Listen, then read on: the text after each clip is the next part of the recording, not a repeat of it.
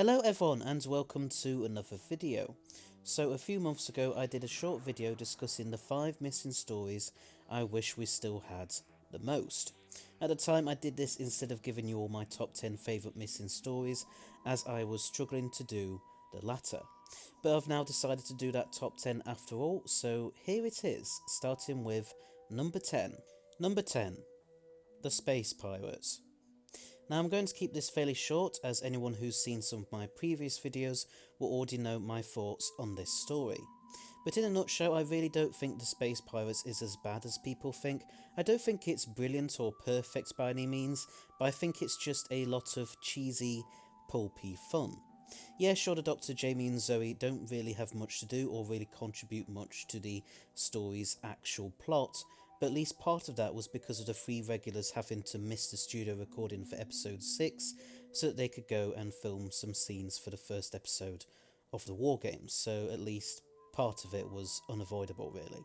The surviving model sequences are pretty well done, and the music by Dudley Simpson is fine. It's nothing too special, by no means his best score, but it's memorable enough.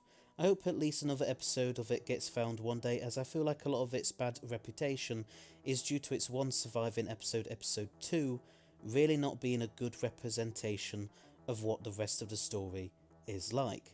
But enough of all that, let's now move on to number 9. Number 9. The Reign of Terror. I know this story only has 2 missing episodes, but it still counts. I do like this story, but I do feel like it could have done better with its setting of the French Revolution. It could have done more to get across the whole sense of mayhem and panic that historical period is famous for.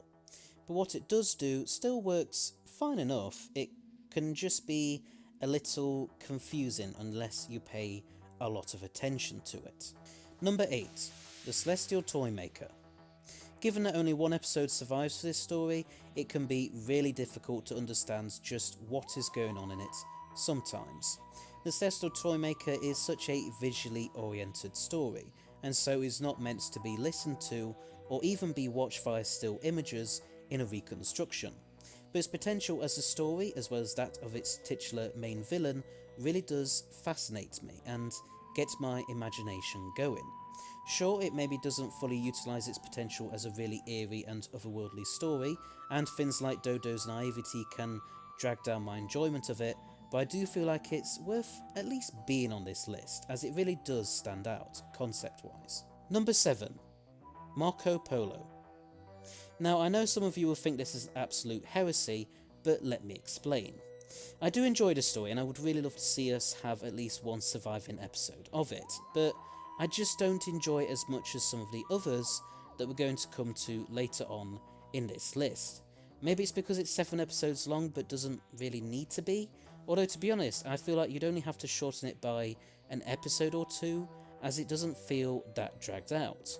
Or maybe it's because some of it doesn't quite stick in my memory as much as other missing stories do. I'm not too sure. Number 6. The Massacre Terror.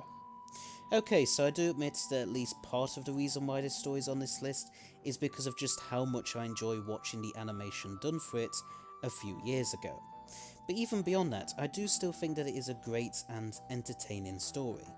I love how on the surface the colony comes off as being very merry and joyful, but underneath that whole facade is a dark and sinister feeling. It's such a quintessentially Doctor Who thing to do. Plus, this story gave us the famous meme, "There is no such thing as Massacre!" So how could you not like it? Number 5. The Daleks Master Plan. I couldn't not include this story somewhere on this list now, could I? This epic 12-parter is way too long for its own good, and they really should have just kept it as a 6-parter, as was originally intended. But beyond that, it's such a great and memorable story, or at least has some great and memorable moments. It features the brilliant return of Peter Butterworth's meddling monk. Butterworth's comedic timing is once again really on point, and he gives the episodes he's in a much needed sense of light-heartedness after all the dark and depressing stuff that's gone on in most of the previous episodes. It also features the brutal deaths of 2 companions, or 3 if you count Brett Ryan, which are all so shocking and tragic. Overall, there's this real dark feel to this story. It feels like the sort of thing you'd get in a modern series finale. It feels like there are really high stakes throughout.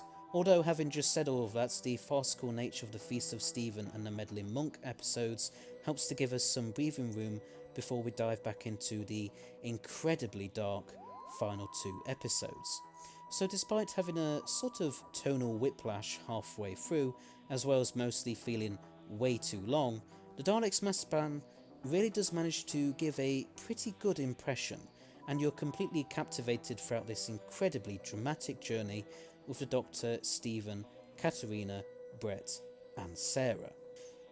Number 4. The Massacre of St. Bartholomew's Eve. You would have thought that after doing such a dark and depressing story like the Daleks Master Plan, the show's production team might have decided to go with something lighter, to give the audience a much needed breath of fresh air. But instead, they went with The Massacre, a story that's just as equally dark and depressing, at least in terms of the way the historical events play out in the final episode. But I'm not saying this is necessarily a bad thing. On the contrary, The Massacre has a lot of interesting intrigue and seems to do a mostly better job of it than The Reign of Terror. The whole Abbot of Amboise being a doppelganger of the Doctor piques my interest a little as well, even though I think it doesn't do quite as much of it as the Enemy of the World would do later on with Salamander.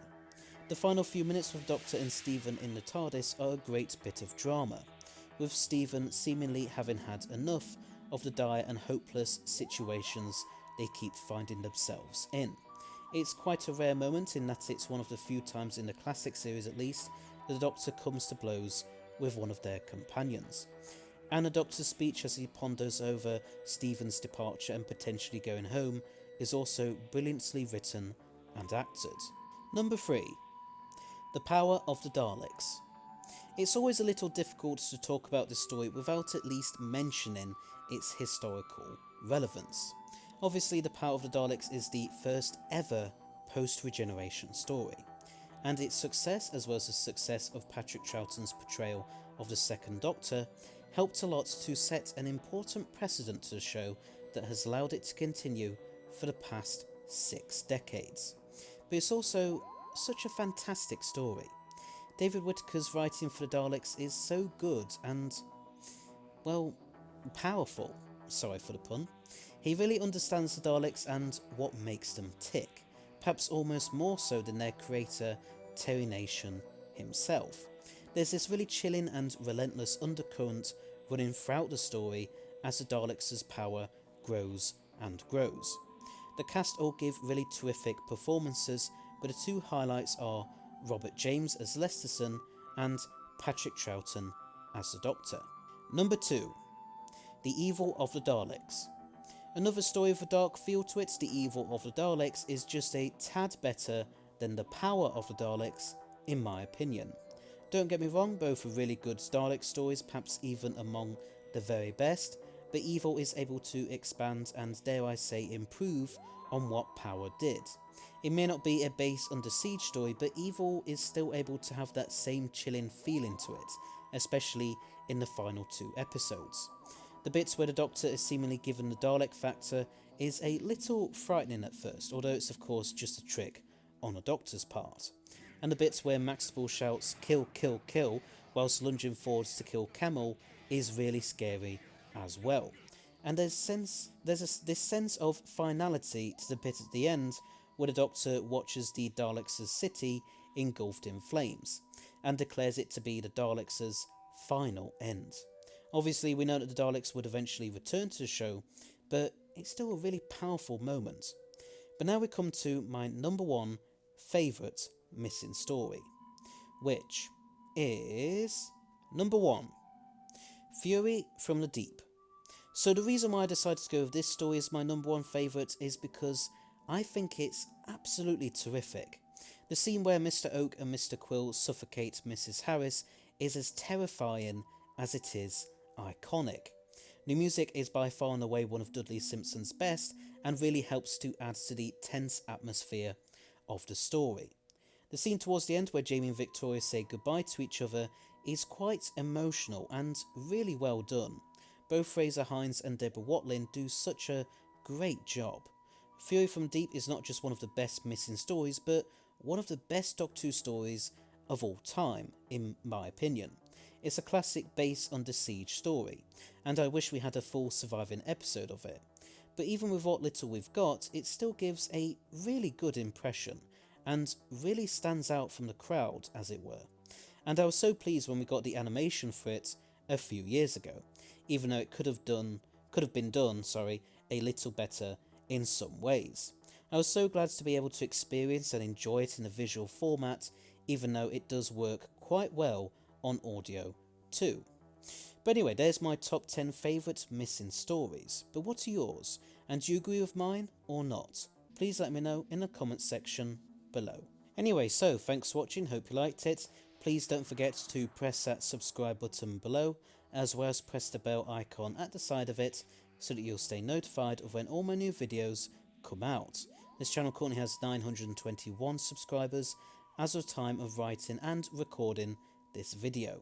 But if we can get to 1000 by the end of this year, then I will do my very own fan-made audio story. Also, please rate and comment below your thoughts on all of this. And I shall see you all in another video. So, until next time, bye bye!